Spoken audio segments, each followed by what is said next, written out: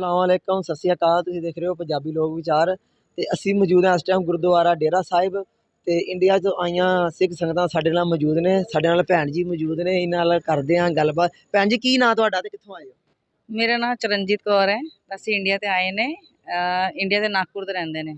Nagpur city ਤੇ ਆਏ ਨੇ। ਅੱਛਾ, ਇਹ ਦੱਸੋ ਕਿ ਪਾਕਿਸਤਾਨ ਤੁਹਾਡੀ ਪਹਿਲੀ ਫੇਰੀ ਹੈ? ਹਾਂਜੀ, ਪਹਿਲੀ ਵਾਰੀ ਹੈ। ਅੱਛਾ, ਤੇ ਕਿਸ ਤਰ੍ਹਾਂ ਦਾ ਲੱਗਾ ਪਾਕਿਸਤਾਨ ਆਣ ਕੇ? ਕਿਸ ਤਰ੍ਹਾਂ ਦੇ ਲੋਕ?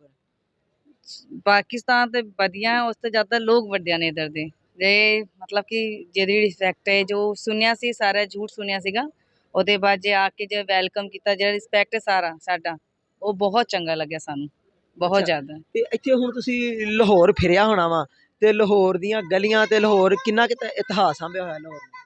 ਮੈਂ ਜ਼ਿਆਦਾ ਤਾਂ ਨਹੀਂ ਘੁੰਮ ਪਾਈ ਕਿਉਂਕਿ ਕੱਲ ਜ਼ਿਆਦਾ ਸਾਡੇ ਕੋਲ ਟਾਈਮ ਹੀ ਨਹੀਂ ਸੀਗਾ। ਥੋੜ੍ਹੇ ਜਿਹਾ ਘੁੰਮਿਆ, ਪਰ ਵੀ ਚੰਗਾ ਲੱਗਿਆ ਸਾਨੂੰ ਇੱਥੇ ਘੁੰਮ ਕੇ।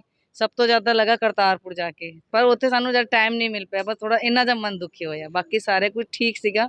ਇਹਨਾਂ ਨੇ ਸ਼ੈਡਿਊਲ ਇੱਥੇ ਵਾਲੇ ਮਤਲਬ ਮੰਤਰੀ ਨੇ ਬਹੁਤ ਚੰਗਾ ਸ਼ੈਡਿਊਲ ਬਣਾ ਕੇ ਰੱਖਿਆ ਸੀ, ਕਿਸ ਤਰ੍ਹਾਂ ਸੰਗਤਾਂ ਨੂੰ ਲੈ ਕੇ ਜਾਣਾ, ਕਿਸ ਤਰ੍ਹਾਂ ਟਾਈਮ ਦੇਣਾ ਹੈ। ਬਹੁਤ ਚੰਗਾ ਲੱਗਿਆ।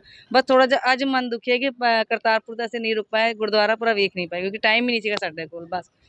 ਅੱਛਾ, ਇੱਥੇ ਆਣ ਕੇ ਕੋਈ ਸ਼ਾਪਿੰਗ ਕੀਤੀ, ਕੋਈ ਘਰ ਵਾਲਿਆਂ ਵਾਸਤੇ ਜਾਂ ਕਿਸੇ ਨੇ ਫਰਮਾਇਸ਼ ਕੀਤੀ ਹੋਵੇ? ਹਾਂਜੀ, ਸ਼ਾਪਿੰਗ ਲਈ ਤਾਂ ਬਹੁਤ ਕੁਛ ਹੈ ਤੇ ਪਰ ਇਹ ਜਿਹੇ लगेज ज़्यादा ਇੰਨਾ ਸਾਰਾ ਹੈ। ਠੰਡ ਵਰਗੀ ਸਵੈਟਰ ਵੈਟਰ ਲੈ ਕੇ ਆਈ ਸੀ। लगेज ਵੀ ਥੋੜਾ ਬਹੁਤ ਸਮਾਨ ਵੀ ਲਿੱਤਾ, ਨਿਸ਼ਾਨੀ ਦੇ ਤੌਰ ਤੇ ਸਮਾਨ ਸ਼ਾਪਿੰਗ ਵਗੈਰਾ ਕੀਤੀ। ਹੁਣ ਇੱਥੇ ਪਰਸ ਉਰਸ ਲਿੱਤੇ ਨੇ ਸਾਰੇ।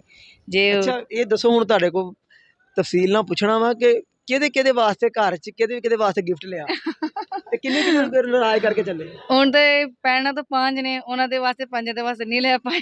ਅਸੀਂ ਬੱਚਿਆਂ ਦੇ ਵਾਸਤੇ ਲੈ ਪਾਏ ਨੇ। ਭੈਣ ਦੇ ਵਾਸਤੇ ਹੁਣ ਪਰਸ ਲਿੱਤੇ ਨੇ ਔਰ ਚੁੰਨੀਆਂ ਲਿੱਤੀ ਨੇ ਬਸ। ਹਾਂਜੀ, और बस बाकी बहुत चंगा लगा। ਤੇ ਅਸੀਂ ਇਹੀ ਅਰਦਾਸ ਕਰਕੇ ਜਾਏंगे ਵੀ ਜਿਹੜੇ ਬਾਅਦ ਵਾਲੀ ਸੰਗਤ ਜਿਹੜੀ ਨੇ, ਜਿਹਨਾਂ ਦਾ ਪਾਸਪੋਰਟ ਵੀਜ਼ਾ ਨਹੀਂ ਬਣ ਪਾਉਂਦਾ, ਮੈਂ ਤਾਂ ਉਹੀ ਅਰਦਾਸ ਕਰਕੇ ਜਾਊਂਗੀ ਵੀ ਉਹਨਾਂ ਦੀ ਪਾਸਪੋਰਟ ਬਣੇ, ਉਹ ਵੀ ਗੁਰੂ ਮਹਾਰਾਜ ਦੇ ਦਰਸ਼ਨ ਕਰਕੇ ਇੱਥੇ ਜਾਏਗਾ।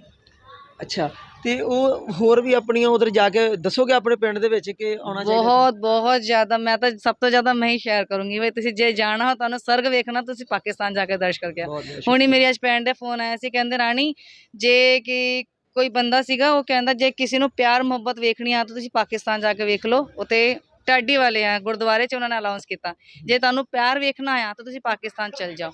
ਉੱਥੇ ਕੋਈ ਭੇਦਭਾਵ ਨਹੀਂ ਹੈ ਕਿ ਵੀ ਇਹ ਸਿੱਖ ਹੈ, ਮੁਸਲਿਮ ਹੈ, ਹਿੰਦੂ ਹੈ, ਕੋਈ ਧਰਮ ਦਾ ਕੋਈ ਉਹ ਨਹੀਂ ਹੈ ਇਹਨਾਂ ਦਾ। ਬਸ ਬਹੁਤ ਚੰਗਾ।